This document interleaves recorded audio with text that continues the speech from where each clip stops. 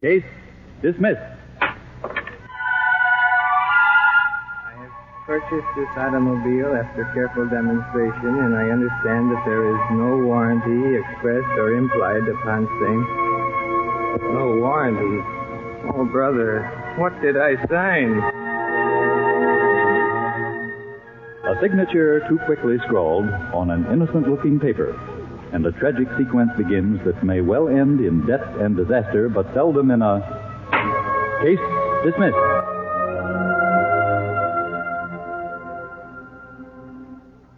WMAQ, in cooperation with the Chicago Bar Association, presents Case Dismissed. This is the story of your legal rights, how vital to preserve and protect them, how easily they may be lost. Today's story begins in an office at the busy headquarters of the Legal Aid Bureau in Chicago. Come in. Mr. Donnelly? Yes, sir. You're... Carl Bolton, sir. Oh, yes. Come in, won't you? Yes, sir. Sit down, Mr. Bolton. Thanks very much. Now then, I'm in trouble, Mr. Donnelly. Pretty bad trouble. I can see your case concerns failure to pay on a time payment contract. Yes, sir. I guess I signed up for something I didn't know anything about. I guess you think I'm pretty stupid. No, Mr. Bolton, I wouldn't call it stupid.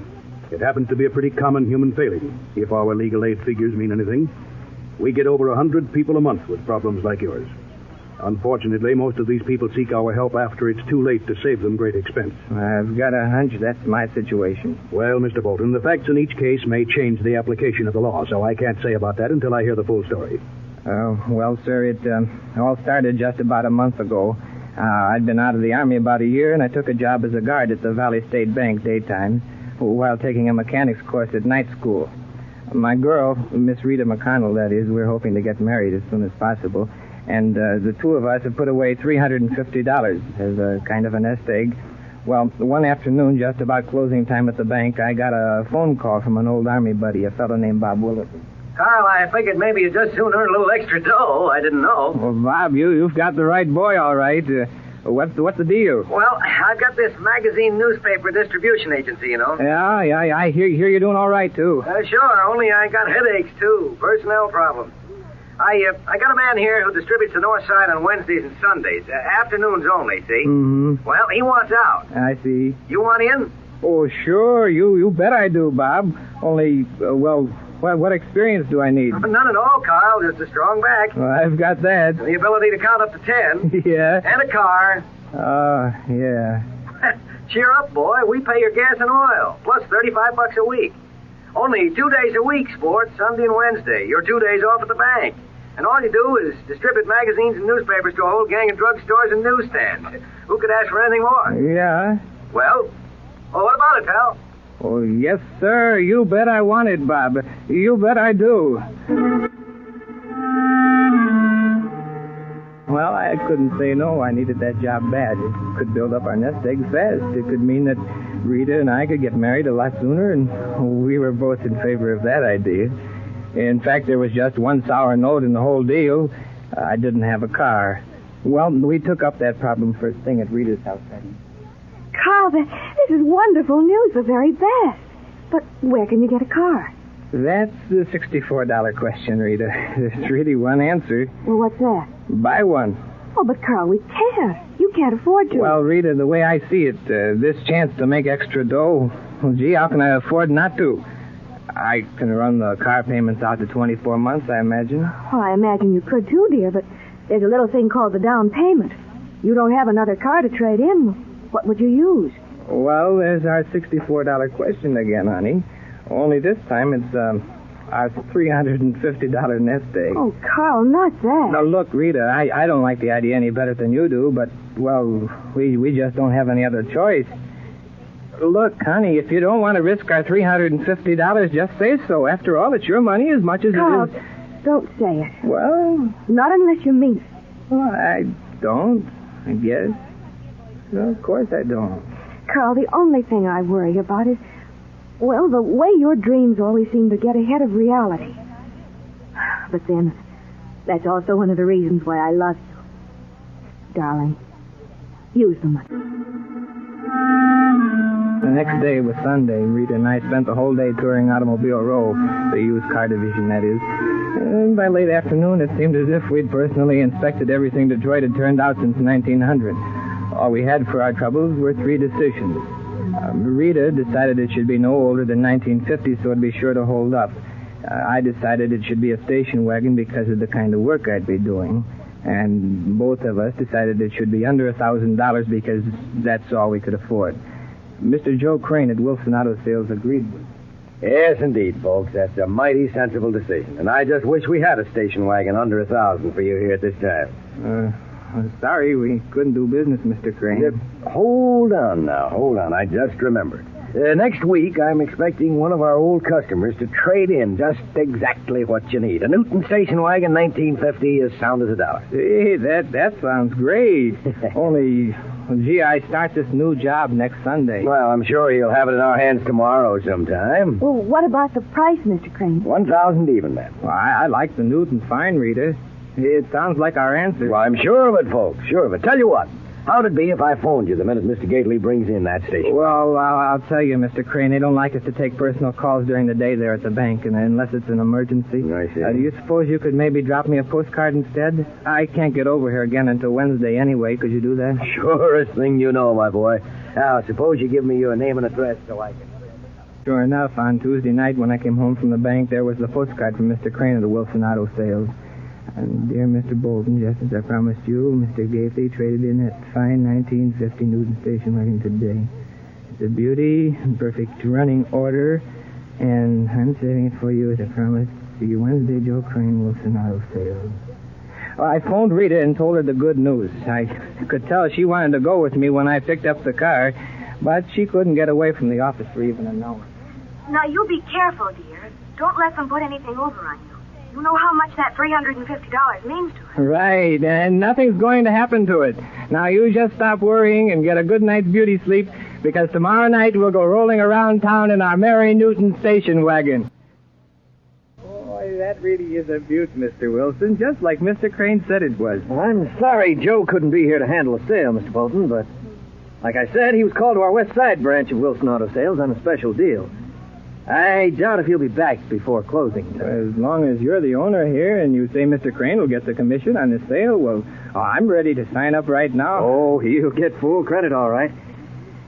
Now, here's the conditional sales contract. You've probably seen these forms before. You sign right down here. Yes, sir. And on the blue and red copies, too. There. Okay now? Yes, sir, fine. Oh, here's the $350 down payment, Mr. Wilson. You'd better count it to make sure. I'm not worried, son. Now, let's see. I guess that just about puts me into the driver's seat, doesn't it, Mr. Wilson? Yes, sir, Oh, just a minute. We forgot the wage assignment paper. You have to sign that, and then everything's all set. Wage assignment? Just another form, Mr. Bolton. For our protection, of course. We trust you, of course, but... Well, once in a million, we're fools, so that's why the wage assignment. You weren't planning to stop paying for that car, were you? No, not at all, Mr. Wilson. In fact, I'm buying it for a new job that'll much more than cover all the payments. I was only kidding, my boy. You hardly look like the type to defraud us. Now, if you'll sign that, we'll round up both sets of keys and have you on your way.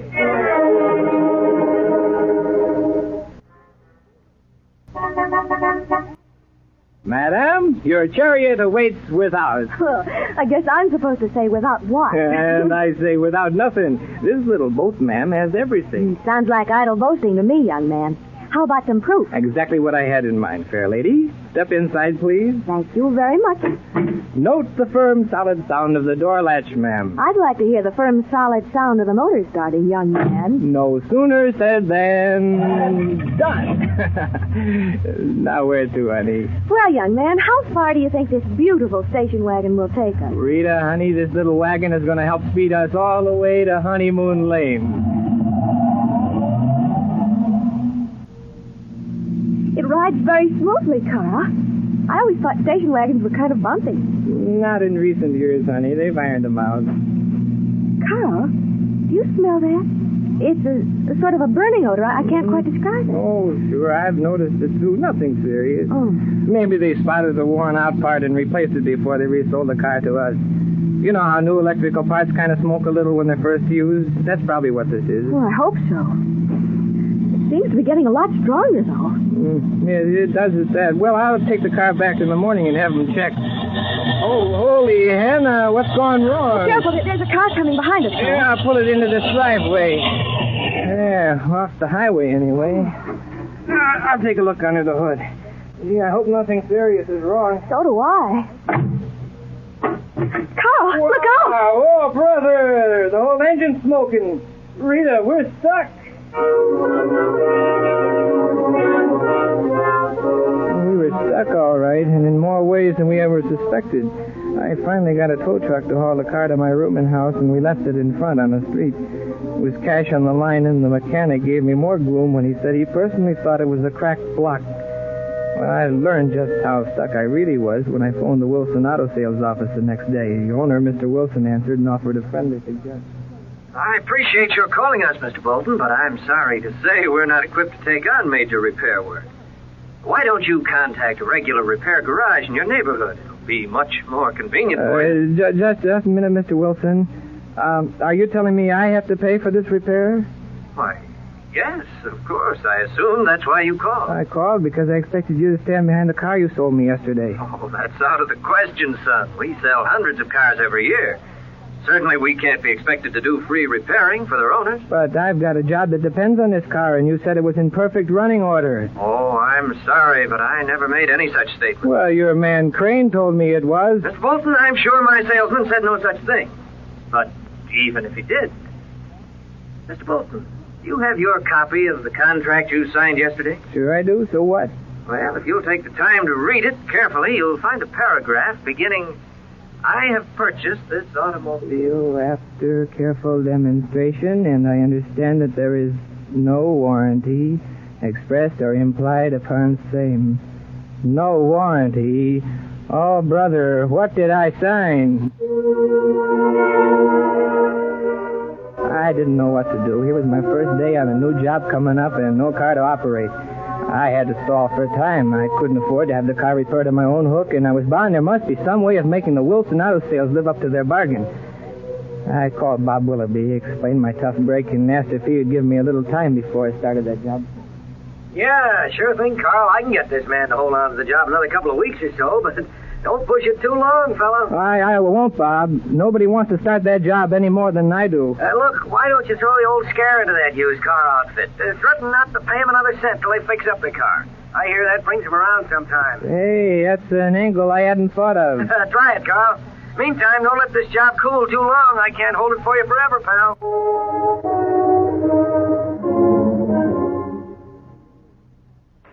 Oh, Carl, did you have any luck? Luck? Hey, I'm lucky. But only because I'm in one piece. It practically threw me off the used car lot. Oh, darling. When are you going to give up and be sensible? Not as long as they've got our $350 and I've got a useless car. Do you know what they tried to hand me today? No. I told them I wouldn't pay a nickel on that car until they hauled it away and put it in first-class shape. You know what the nerve they had to say? They said it didn't make any difference to them if I didn't pay because they've already sold the contract to a finance company. You suppose they did? No, how could they? I signed papers with them, not a finance company. Just a dodge. They think it'll scare me. Well, I almost wish it would. Hmm? I wish it would scare you into calling a lawyer and finding out exactly where we stand. Lawyers cost money and we've spent enough already. But it may not be the end, Carl. It may cost us a great deal more if we don't use our heads. I've made up my mind, Rita, and nobody's going to put one over on me. I'm sticking this out. Wait till the first monthly payment doesn't show up. Who will be crying then? A month later, I learned the answer to that one, too. First, it was a letter from the Good Neighbor Finance Company. Dear Mr. Bolton, we wish to remind you that your monthly payment of $45 due on January 15th has not been received by this office. If you have already sent your payment, please overlook this notice. And then another letter. Apparently an oversight on your part. We would appreciate your payment in full by return mail. And another. Unless payment is made immediately, we will be forced to place this matter in the hands of our... And all along, I felt sure this was just a deal between the Wilson Auto Sales and a phony finance concern to keep the used car boys from having to repair my car. I believed that until one afternoon at the bank. Carl Bolton. Carl, there's a phone call for you. Go for me? A phone call? Holy Hannah, Miss Sterling, I thought you wouldn't take calls unless... Is it an emergency? It certainly is, young man. It's your Good Neighbor Finance Company. Oh, no. Hello? Is this Mr. Carl Bolton? Yes, sir. This is R.V. Perkins of the Good Neighbor Finance Company. I have a complaint. Look, Mr. Perkins. I wonder if you'd please explain your failure to make your January payment of $45 on your own. Okay. You asked for it. My failure to pay is because of your failure to make good on that car. You fix it up, I'll start paying. My dear sir, you are badly confused. We are under no obligation to make repairs on your car. You want a garage. We happen to be a financial institution. When can we expect payment? When you know what freezes over, Mr. Perkins. What's that? Oh, whenever you stop trying to scare me and get those Wilson Auto Sales friends of yours to come over and get my car and fix it. They'll find it on the street right in front of my rooming house. Oh, really, Mr. Bolton? Yes, really, Mr. Perkins. No fix, no pay. That's final. You got that? Yes, indeed I have. That's final.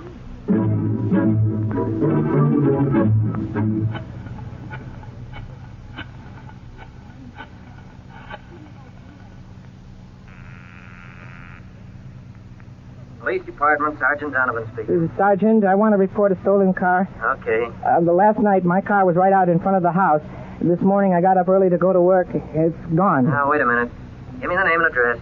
Carl Bolton, 2022 Dayton Street. Hold it. Oh, yeah. Mr. Bolton, your car wasn't stolen. Not stolen? No, sir. We received a report on that last night. Report? What kind of a report? Your car's been repossessed, Mr. Bolton. You better talk to your finance company.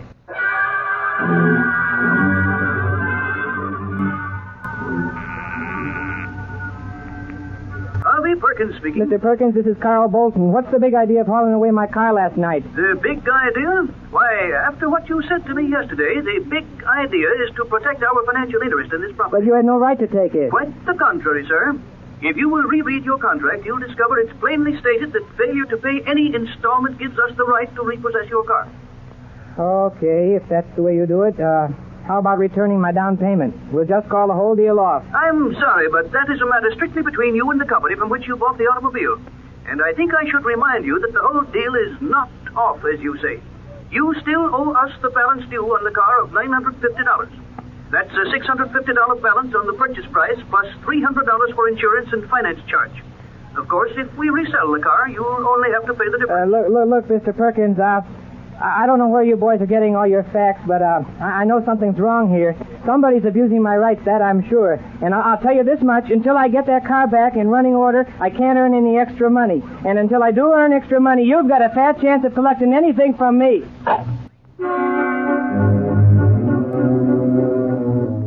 I went to my job at the bank so shaken. All morning long I tried to figure out what had happened and how I could get out of this terrible situation. At noon I slipped out and called Bob Willardly. I asked him to give me just a couple more weeks extension on that job, but he told me the other fellow absolutely refused to work another day. So that was it. And I was at the bottom of everything now. Nothing left of the bright dreams we had a month before. I figured nothing more could hurt me now, but I was wrong. Carl Bolton. You wanted me, Miss Sterling? Mr. Fielding wants to speak to you right away, Carl. Mr. Fielding? Okay. Mr. Fielding? Yes, come in, Bolton, come in. You wanted to see me, sir? Yes, I did, Bolton. Matter of extreme importance. I've been notified that you are in arrears with some finance company. Is that true? Yes, sir, but that's not all. No matter. Very embarrassing position for an employee of a bank. Now, this wage assignment... Wage assignment? Yes, you signed it, you know. Takes 25% of your wages every payday. 25%? Why, I can't... Yes, I know. Nasty thing, wage assignment. Calls for letting several previous employees go. Does this mean I'm fired, sir? No, not yet. Willing to give you some time to clean up this mess. You will? Yes. How much time, Mr. Fielding? 2 weeks.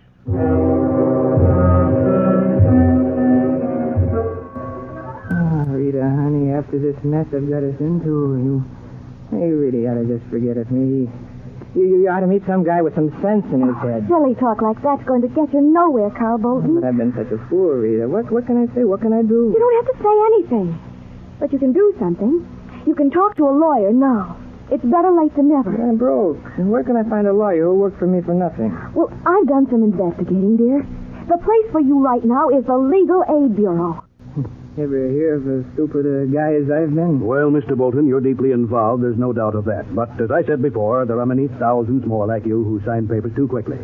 The tragic thing about it is that lawyers can do little for you after you've written that signature. In other words, after all my foolishness, I'm really sunk. Well, let's clear up a few errors first. Now, you'd better stop thinking that finance company is operating illegally.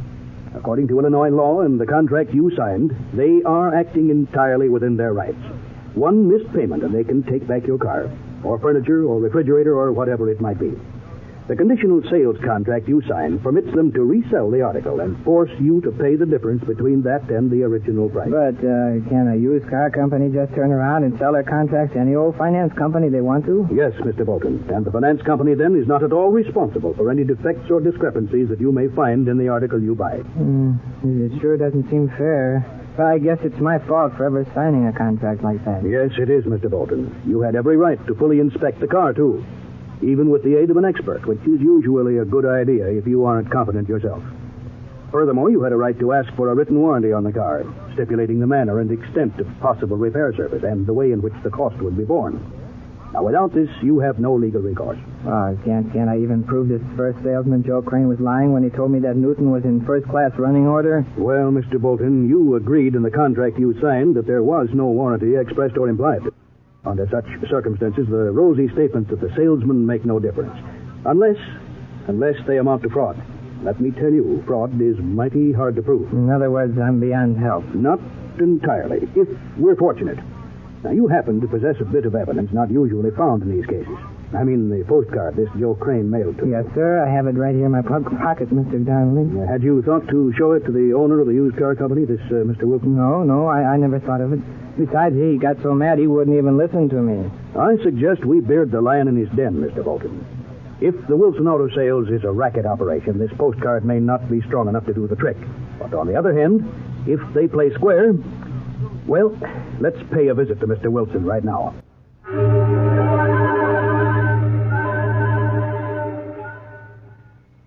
Donnelly, I've had enough trouble with this doorhead, Bolton. He signed legal contracts, took his car, got into trouble with it, and that's it. I can't help it. But he claims your salesman, Mr. Crane, previously claimed this car would be in perfect running order. That's what the young fellow says, but frankly, I don't believe it. No warranty was expressed or implied, and Bolton signed to that effect, and you know we're in the right, Donnelly. Normally, yes, Mr. Wilson. But I have here a photostat of a postcard that your salesman wrote to Mr. Bolton and signed. Now, here, read it. Hey, Mr. Bolton, just as I promised you, Mr. Gately traded in fine 1950 Newton station wagon. Beauty, perfect running order. Saving it for you, Joe Crane, Wilson Auto Sales. Oh. Well, Mr. Wilson, what do you think of that? What do I think of it? Well, sir, I think it's a heck of a stupid salesman who'd put a thing like that on paper, not knowing whether it's true or not. Glad he's not with us anymore. What about my client's claim? Well, frankly, I think you'd have a pretty tough time proving that postcard amounts to a warranty, Mr. Donnelly. On the other hand, old Jim Wilson here stands behind his salesmen even when they make fool claims. All right, I'll take care of the boy on those repairs, but he'll have to cover all the towing charges. Is that agreeable to you, Mr. Bolton? Oh, it sure is, Mr. Donnelly. I'll dig up the money somewhere. And I sure do appreciate this, Mr. Wilson. Yes, thank you very much, Mr. Wilson. Of course, Mr. Bolton, you are still in default with the finance company. But if the car hasn't been resold, I think with a little cash we can straighten things out with them.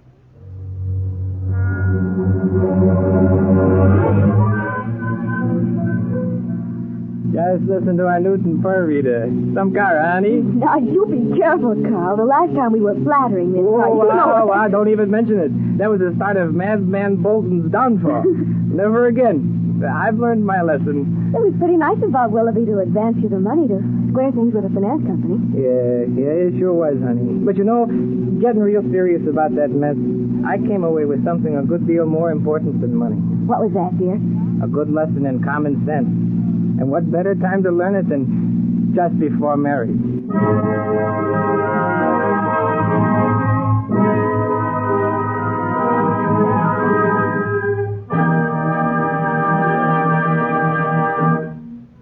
Here to summarize today's case dismissed is your counselor, Dean John C. Fitzgerald of the Loyola University Law School. Dean Fitzgerald. As today's story showed, much of the woe in this weary old world comes from installment buying. There are many legal papers involved in such a transaction, and 9 out of 10 people neglect to read them thoroughly. Before signing, you would do well to remember that the laws of Illinois lean heavily in favor of the seller or the finance company taking the risk of extending credit to the buyer. For example, did you know that there is no law in Illinois fixing the maximum finance charge for installment purchases? How do you protect yourself against the danger of exorbitant finance charges?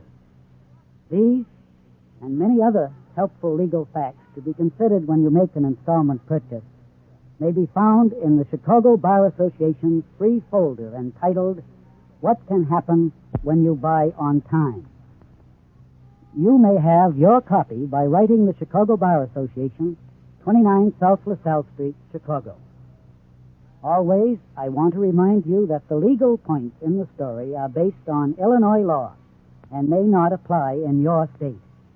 May I point out, too, that the facts in your situation will probably differ from the facts presented in this story. This difference in the facts may change the application of the law. So if you are in need of legal counsel and do not know a lawyer, and if your income exceeds the limits for the Legal Aid Bureau, get in touch with the Chicago Bar Association. The association maintains, as a public service, a lawyer reference plan which will refer you to an attorney. Next week, WMAQ and the Chicago Bar Association will look behind the scenes of adoption on Case Dismissed. Until then, this is your counselor, Dean John C. Fitzgerald, wishing for each of you a good night, good luck, and good Lord. Case dismissed.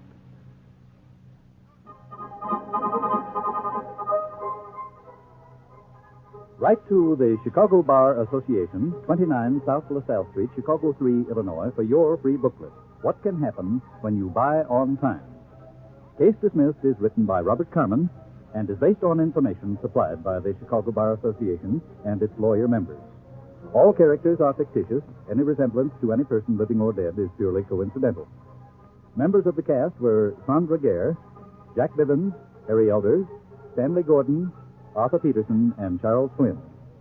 Case Dismissed is produced by Betty Ross, direction by Herbert Leteau. Musical effects were transcribed. Sound by Tom Evans, engineering by Harold Whitterberry.